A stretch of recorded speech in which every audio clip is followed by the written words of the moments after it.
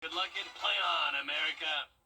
Right now on News Channel 6 and 11, a local family talks to us about being stranded in Jamaica during that massive hurricane.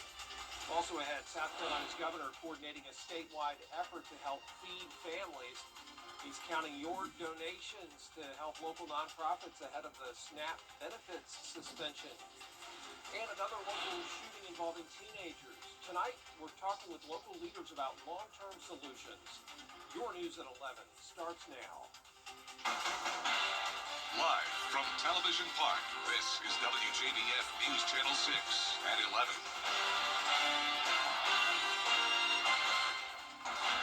Good evening, everybody. I'm Brad Means. Thank you for joining us. Taking a live look now at Jamaica, where tonight they are just beginning the recovery process after Hurricane Melissa made landfall. 4 live images there of the island nation. The hurricane, one of the most powerful storms in history. It's already caused 7 deaths. Let's turn to our chief meteorologist, Jenna Petracci. And Jenna, we're not done with this storm yet. Yeah, we've been talking about Melissa for a while now, and that's because of the slow movement of the storm. In fact, it was pretty much stationary as it was slowly approaching Jamaica earlier this week. It was moving at around 2 miles per hour, and it eventually made landfall in Jamaica earlier today around 1 o'clock in the afternoon, specifically in the New Hope community. As a Category 5, it ended up being one of the strongest storms on record to make landfall. Central pressure below 900 millibars. That just goes to show how intense this storm was. 185 mile per hour sustained winds with the gusts over 200 miles per hour. And here's the latest on Hurricane Melissa. This just came out as of 11 o'clock. The winds are now down to 130 miles per hour. However, it is still a major hurricane, Category 4 status, and it is approaching southeastern Cuba, so not quite at landfall yet, but it is expected to make landfall sometime overnight. You can see by 8 o'clock tomorrow morning, winds down to 115 miles per hour as it exits Cuba and then moves over the southern Bahamas, continuing to weaken and starting to pick up some forward momentum. But back here at home, we are sitting nice and dry tonight, other than a few areas of mist. This is our Terry Lambert Hyundai Skyview cam over at the airport. It was a chilly day, only made it to 56 degrees after starting out at 53 this morning, picked up a 100th of an inch of rain, and currently we're still sitting in those lower 50s, so a chilly night for sure.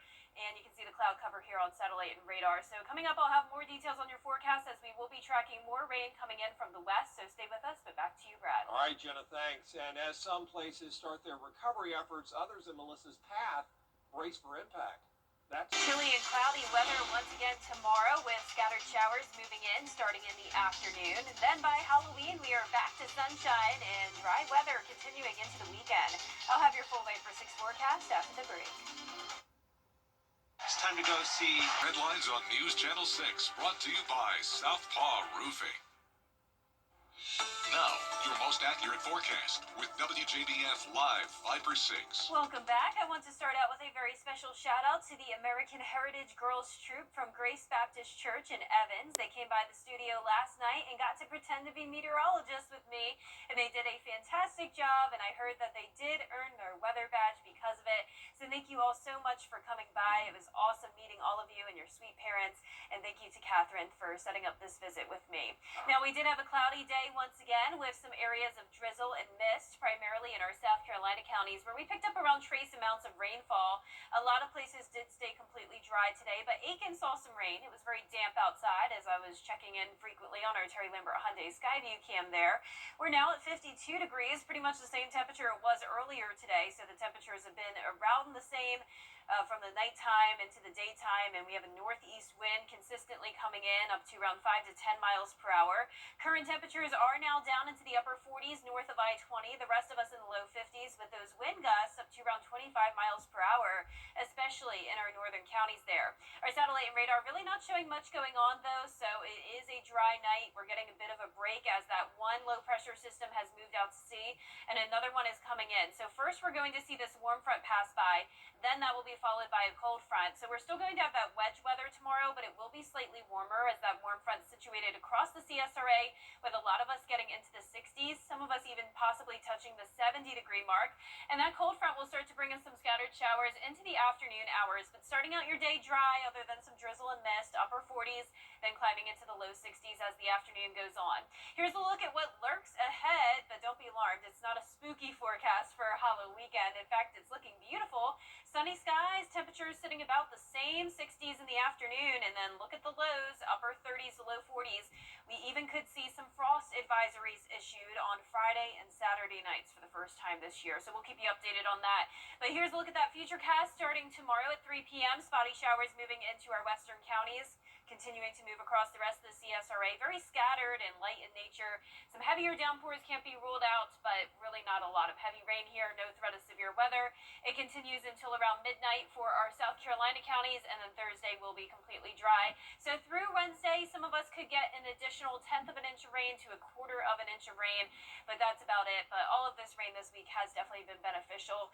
As that cold front passes, winds could gust up to 30 miles per hour, and we'll still see those 30-mile-per-hour wind gusts into Thursday morning as well. So breezy conditions behind the cold front, and that will make it feel even chillier outside.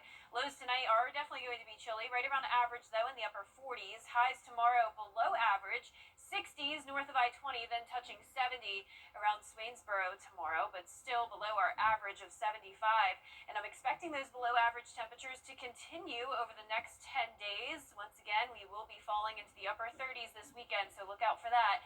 And then we'll see some isolated showers from Sunday through next Tuesday. All right, thanks a lot, Jenna. The Aiken County Career and Technology Center hosting its annual community night tonight. Warranty. Here's a look at that 10-day forecast. Again, we will have a good chance of rain tomorrow afternoon and evening with a high of 63, then warming up a bit for Halloween as the sun comes back out. A dry start to the weekend, then isolated showers early next week.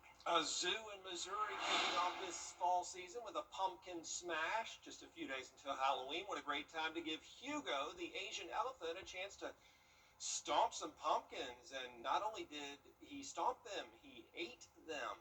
The crowd always loves watching Hugo's show. Look at him go with those pumpkins. Wow. Just loving them. Well, that is our report for now. We appreciate you watching. Have a great night.